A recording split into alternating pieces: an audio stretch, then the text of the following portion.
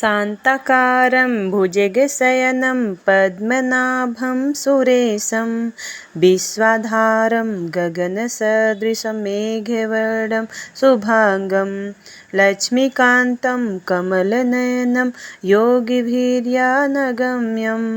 वन्दे विष्णु भवभयहर सर्वलोकैकनाथम्। ओम नमो भगवते वासुदेवाय नमः। आज है मोक्षदा एकादशी और आप सभी को मोक्षदा एकादशी की मंगल शुभकामनाएं। भगवान विष्णु और माता लक्ष्मी की कृपा आप और आपके पूरे परिवार पर सदैव बना रहे। आज है मार्गशीर्ष मास के शुक्ल पक्ष की एकादशी तिथि। तो आज आप इस वीडियो में सुनेंगे मोक्षदा एकादशी व्रत की कथा। मोक्षदा एकादशी के नाम से आज की एकादशी जानी जाती है। कुछ स्थानों पर इसे मोक्षदा 11 या बैकुंठ 11 भी कहते हैं।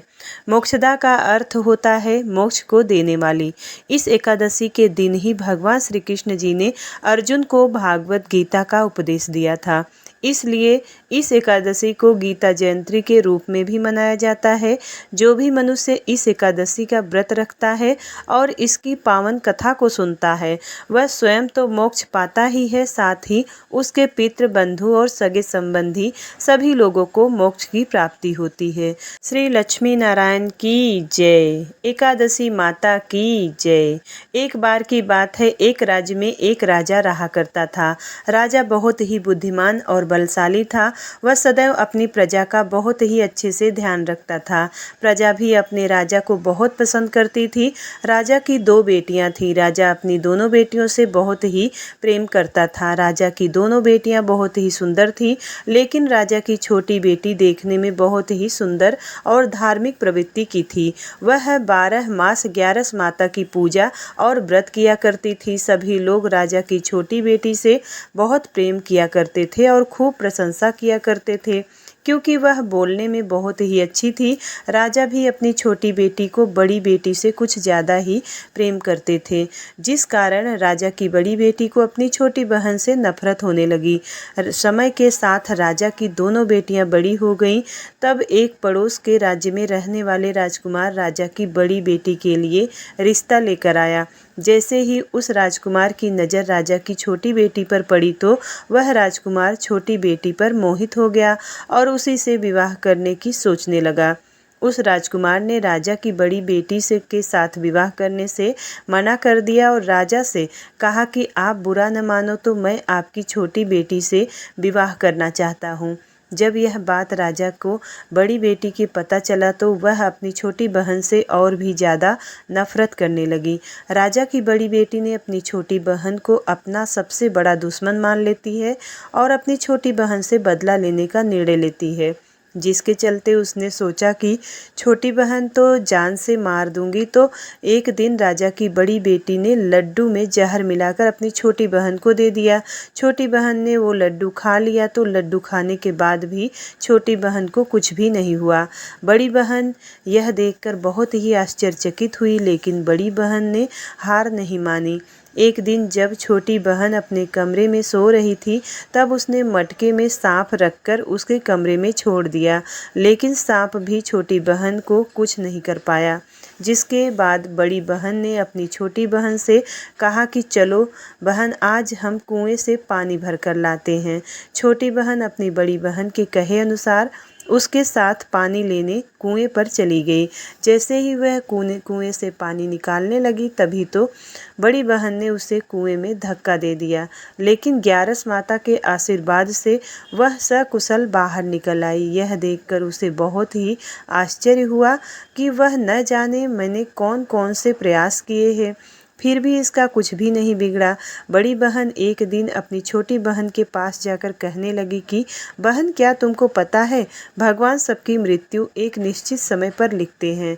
तुम्हारी और मेरी मृत्यु कैसे होगी, क्या तुम जानती हो? तब छोटी बहन ने कहा कि हाँ बहन, मेरी मृत्यु कैसे होगी यह तो मैं जानती हूँ। छोटी बहन से यह सुनकर बड़ी बहन को बहुत ही संतुष्टि हुई।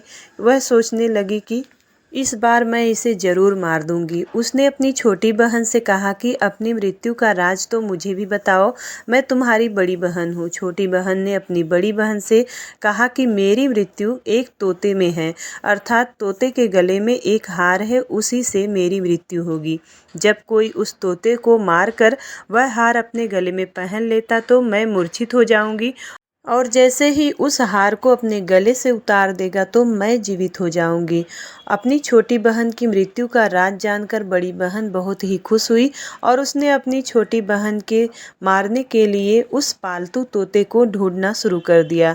लेकिन छोटी बहन को इस बात का पता था कि वह मेरी जान लेना चाहती हैं। वह अपने पिताजी के पास गई और अपने पिताजी से कहा कि पिताजी, अगर मेरी मृत्यु हो जाए तो मुझे जलाना मत, बल्कि आप मुझे पुरानी वाली जो हवेली है उसमें एक पलंग पर लिटा कर छोड़ देना।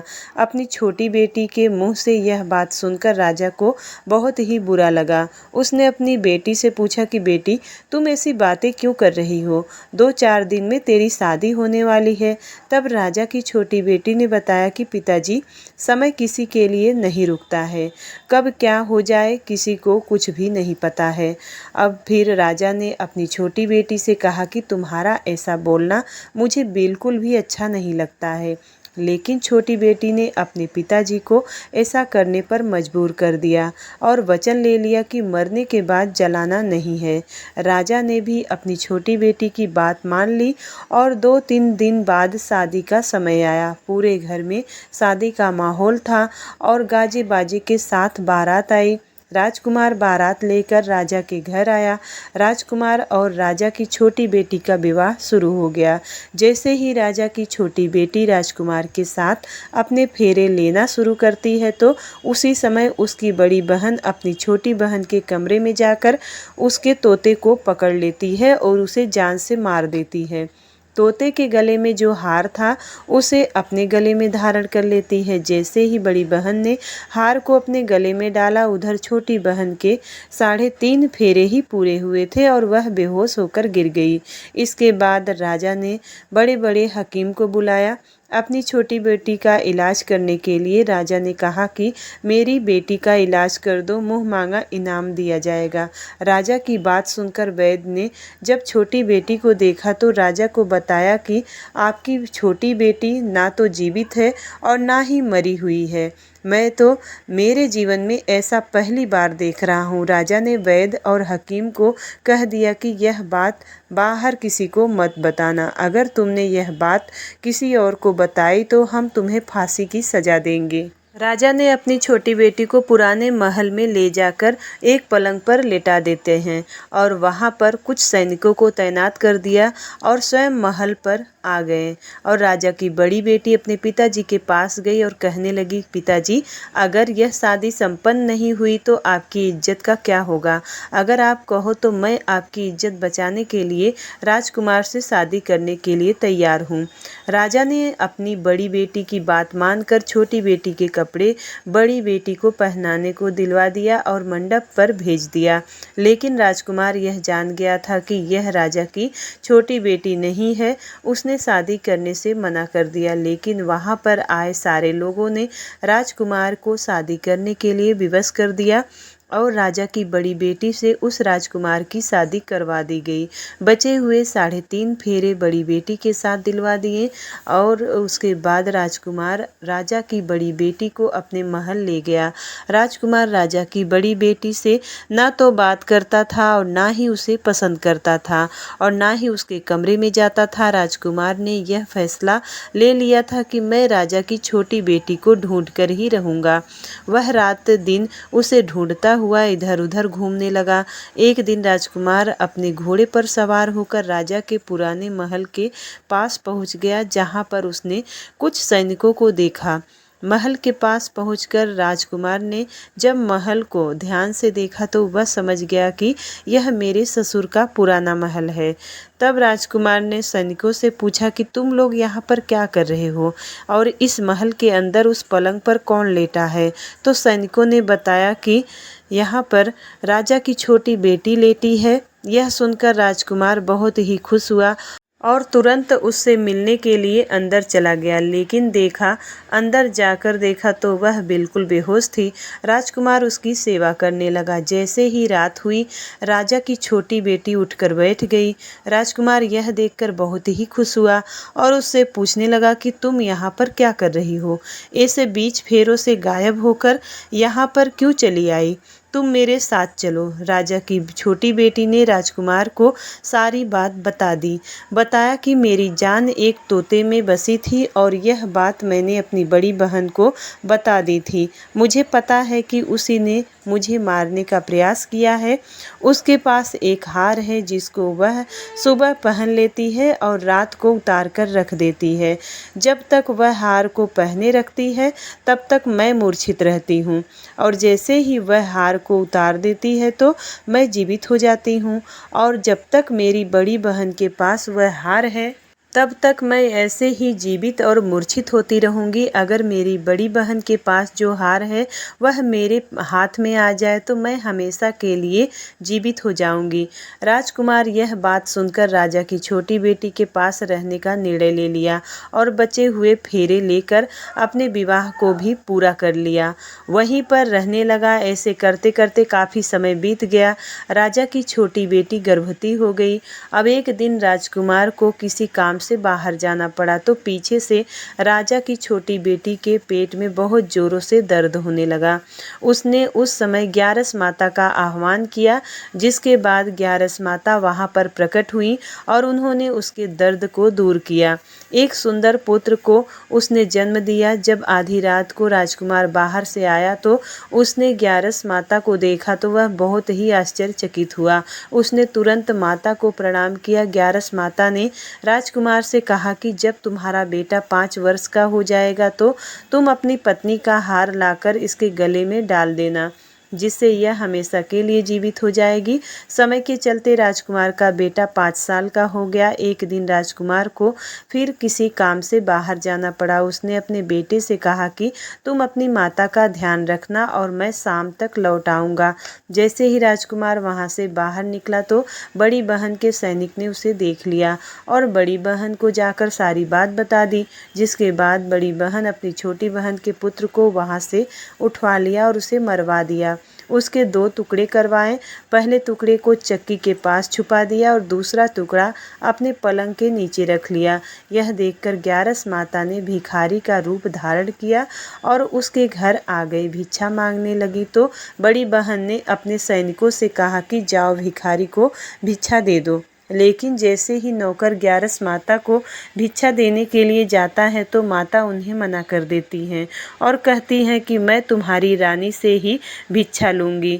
नौकरों ने अंदर जाकर रानी से कहा कि वह आपसे ही भिक्षा लेगी। जब बड़ी बहन स्वयं भिक्षा देने के लिए भिखारिन बनी ग्यारस माता के पास आती है तो उसने पहले ही माता एक बिल्ली का रूप बनाकर उसके कमरे में चली जाती हैं और वहाँ पर जो छोटी बेटी के पुत्र का एक टुकड़ा था वह उठा लेती हैं और दूसरा चक्की के पास से उठाकर जीवित कर देती हैं और वहाँ से चली जाती हैं और राजकुमार को सारी बात बताकर उन्हें उसका बेटा सौंप देती हैं।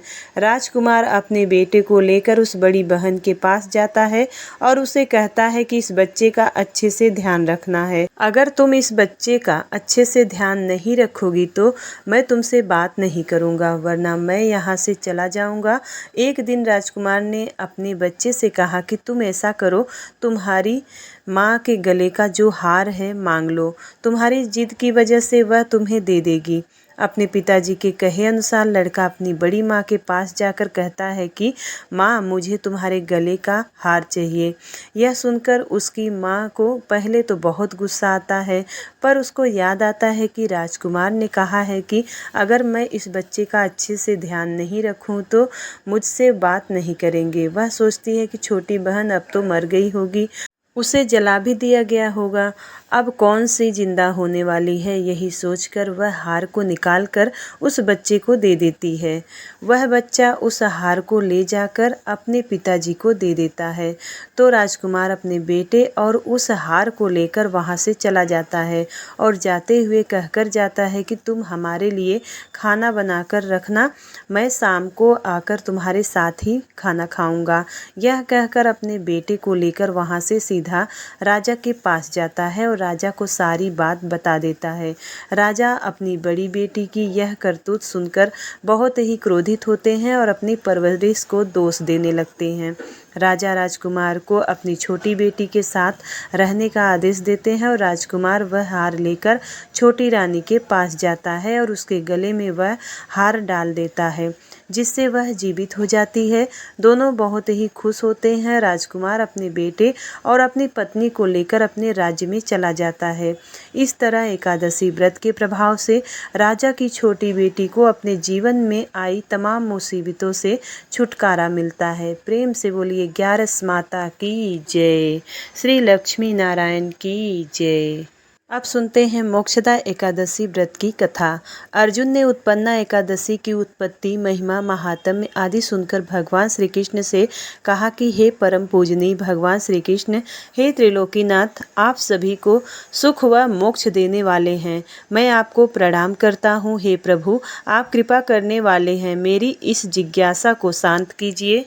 अर्जुन की बातें सुनने के बाद भगवान श्री कृष्ण ने कहा कि हे अर्जुन, जो कुछ भी जानना चाहते हो निर्भय होकर कहो, मैं अवश्य ही तुम्हारी जिज्ञासा को शांत करूंगा। अर्जुन बोले, हे प्रभु, यह जो आपने मार्गशीर्ष माह के कृष्ण पक्ष की एकादशी के विषय में बताया है, उसे मुझे बड़ी ही शांति प्राप्त हुई है। अब कृपा करके मार्गशीर्ष माह के शुक्ल पक्ष में जो एकादशी पड़ती है, उसके विषय में भी बताने की कृपा करें। उसका नाम क्या है और उस दिन कौन से देवता की पूजा की जाती है और उसकी पूजन विधि क्या है? उसका व्रत करने से मनुष्य को क्या फल मिलता है? हे मधुसूदन, मैंने इन प्रश्नों का विस्तार सहित उत्तर देकर मेरी जिज्ञासा को दूर कीजिए। आपकी बड़ी कृपा होगी। और अर्जुन की इस जिज्ञासा सुनकर श्री कृष्ण बोले, हे अर्जुन, तुमने बहुत ही श्रेष्ठ प्रश्न किया है, इसलिए तुम्हारा यश संसार में फैलेगा। मार्गशीर्ष माह के शुक्ल पक्ष की एकादशी अनेक पापों को नष्ट करने वाली है। संसार में इसे मोक्षदा एकादशी के नाम से जाना जाता है और इस एकादशी के दिन श्री दामोदर भगवान का धूप, दीप, नैवेद्य आदि से भक्ति पूर्वक पूजन करना चाहिए। हे कुंती पुत्र, इस एकादशी व्रत के पुण्य के प्रभाव से नरक में गए हुए माता पिता, पितर आदि को स्वर्ग की प्राप्ति होती है। इसकी कथा एक पुराण में इस प्रकार है, इसे ध्यान पूर्वक सुनो। बैखानस नामक एक राजा प्राचीन नगर में राज्य करता था। उसके राज्य में चारों वेदों के ज्ञाता ब्राह्मण रहते थे। राजा अपनी प्रजा का पुत्रवत पालन किया करता था। एक रात्रि को स्वप्न में राजा ने अपने पिता को नरक की यातनाएं भोगते हुए देखा। इस प्रकार का स्वप्न देखकर राजा बड़ा ही व्याकुल हो उठा। वह बेचैनी से सुबह होने की प्रतीक्षा करने लगा। सुबह होते ही उसने ब्राह्मणों को बुलाकर उनके समक्ष अपने स्वप्न की बात बताई। राजा ने कहा कि हे ब्राह्मणों, रात्रि को स्वप्न में मैंने अपने पिता को नरक की यातनाएं भोगते हुए देखा। उन्होंने मुझसे कहा है कि हे पुत्र, मैं घोर नरक भोग रहा हूँ, मेरी यहाँ से मुक्ति कराओ। जब से मैंने उनके यह वचन सुने हैं, तब से मुझे चैन नहीं है। मुझे अब राज्य, सुख, ऐश्वर्य, हाथी घोड़े, धन, स्त्री, पुत्र आदि कुछ भी सुखदायक प्रतीत नहीं हो रहे हैं। अब मैं क्या करूं और कहाँ जाऊं? इस दुख के कारण मेरा शरीर तप रहा है। आप लोग मुझे किसी प्रकार का तप, दान, व्रत आदि बताएं, जिससे मेरे पिता को मुक्ति प्राप्त हो। यदि मैंने अपने पिता को नरक की यातनाओं से मुक्त कराने के प्रयास नहीं किए तो मेरा जीवन निरर्थक है। जिसके पिता नरक की यातनाएं भोग रहे हों, उस पुत्र को इस धरती पर सुख भोगने का कोई अधिकार नहीं है। हे ब्राह्मण देव, मुझे शीघ्र ही इसका कोई उपाय बताने की कृपा करें। राजा के आंतरिक दुख की पीड़ा को सुनकर ब्राह्मणों ने आपस में विचार विमर्श किया। फिर एक मत होकर बोले कि राजन, वर्तमान, भूत और भविष्य के ज्ञाता पर्वत नाम के एक मुनि हैं। वे यहाँ से अधिक दूर नहीं हैं। आप अपनी यह व्यथा उनसे जाकर कहें, वे अवश्य ही इसका कोई सरल उपाय आपको बता देंगे। ब्राह्मणों की बात मानकर राजा मुनि के आश्रम पर गए और आश्रम में अनेक शांत चित्त योगी और मुनि तपस्या कर रहे थे। चारों वेदों के ज्ञाता पर्वत मुनि दूसरे ब्रह्मा के समान बैठे जान पड़ रहे थे। राजा ने उन्हें दंडवत प्रणाम किया तथा अपना परिचय दिया। पर्वत मुनि ने राजा से सकुशल क्षेम पूछा। तब राजा ने बताया कि मुनिवर, आपकी कृपा से मेरे राज्य में सब कुशल है, किंतु मेरे समक्ष अकस्मात ही एक ऐसी समस्या आ खड़ी हुई है जिससे मेरा हृदय बड़ा ही अशांत हो रहा है। फिर राजा ने मुनि को व्यथित हृदय से रात में देखे गए स्वप्न की पूरी बात बताई और फिर दुखी स्वर में बोला कि हे महर्षि, अब आप कृपा करके मेरा मार्गदर्शन करें कि ऐसे में मुझे क्या करना चाहिए और कैसे मैं अपने पिता को नरक की यातना से मुक्ति दिलाऊं। राजा की बात पर्वत मुनि ने गंभीरतापूर्वक सुनी। फिर नेत्र बंद कर भूत और भविष्य पर विचार करने लगे। कुछ देर के गंभीरतापूर्वक चिंतन करने के बाद उन्होंने कहा, राजन, मैंने अपने योग बल के द्वारा तुम्हारे पिता के सभी कुकर्मों का ज्ञान प्राप्त कर लिया है। उन्होंने पूर्वजन्म में अपनी पत्नियों में भेदभाव किया था। अपनी बड़ी रानी के कहने में आकर उन्होंने अपनी दूसरी पत्नी को ऋतुदान मांगने पर भी नहीं दिया था। उसी पाप कर्म के फल से तुम्हारे पिता नरक में गए हैं, अर्थात उन्हें नरक की प्राप्ति हुई है। यह जानकर वैखानस ने याचना भरे स्वर में कहा कि हे ईश्वर, मेरे पिता के उद्धार का आप कोई उपाय बताने की कृपा करें। किस प्रकार वे इस पाप से मुक्त होंगे। इस पर पर्वत मुनि बोले कि हे राजन, मार्गशीर्ष मास के शुक्ल पक्ष में जो एकादशी होती है उसे मोक्षदा एकादशी कहते हैं। यह मोक्ष प्रदान करने वाली है। आप इस मोक्षदा एकादशी का व्रत करें और उस व्रत के पुण्य को संकल्प करके अपने पिता को अर्पित कर दे। एकादशी के पुण्य प्रभाव से अवश्य ही आपके पिता को मुक्ति मिल जाएगी। पर्वत मुनि के वचनों को सुनकर राजा अपने राज्य को लौट आया और परिवार सहित मोक्षदा एकादशी का विधि पूर्वक व्रत किया। इस व्रत के पुण्य के राजा ने अपने पिता को अर्पित कर दिया और इस पुण्य के प्रभाव से राजा के पिता को सहज ही मुक्ति मिल गई। स्वर्ग को प्रस्थान करते हुए राजा के पिता ने कहा कि हे पुत्र, तेरा कल्याण हो। इतना कहकर राजा के पिता ने स्वर्ग को प्रस्थान किया। हे पांडुपुत्र, जो मनुष्य मार्गशीर्ष माह के शुक्ल पक्ष की एकादशी का उपवास करते हैं उनके सभी पाप नष्ट हो जाते हैं और अंत में वे स्वर्गलोक को प्राप्त करते हैं। इस उपवास से उत्तम और मोक्ष प्रदान करने वाला कोई दूसरा व्रत नहीं है। इस कथा को सुनने व पढ़ने से अनंत फल प्राप्त होता है। यह उपवास मोक्ष प्रदान करने वाला चिंतामणि के समान है, जिससे उपवास करने वाले की सभी मनोकामनाएं पूर्ण होती है। हे अर्जुन, प्रत्येक मनुष्य की प्रबल इच्छा होती है कि वह मोक्ष प्राप्त करे। मोक्ष प्राप्त करने की इच्छा रखने वाले के लिए मोक्षदा एकादशी का यह उपवास अति महत्वपूर्ण है। पिता के प्रति पुत्र के दायित्व का इस कथा से श्रेष्ठ दृष्टांत दूसरा कोई नहीं है। अतः भगवान श्री हरिविष्णु के निमित्त यह उपवास पूर्ण निष्ठा व श्रद्धा से करना चाहिए। यह पिता के प्रति भक्ति और दूसरों के लिए पुण्य अर्पित करने की श्रेष्ठ और पवित्र कथा है। इसका उपवास केवल उपवास करने वाले मनुष्य का ही नहीं अपितु उसके पितरों का भी भला करता है। अपने किसी सगे सहोदर मित्र बंधु को भी इस उपवास का फल अर्पण करने से उसके भी पापों व क्लेशों का नाश हो जाता है। तो प्रेम से बोलिए भगवान विष्णु की जय, माता लक्ष्मी की जय। उम्मीद करती हूँ वीडियो आपको पसंद आई होगी। यदि वीडियो पसंद आता है तो वीडियो को एक लाइक ज़रूर करिएगा और चैनल पर पहली बार आए हैं तो सब्सक्राइब ज़रूर करिएगा। मिलती हूँ अगली वीडियो में, तब तक के लिए जय श्री कृष्णा, राधे राधे।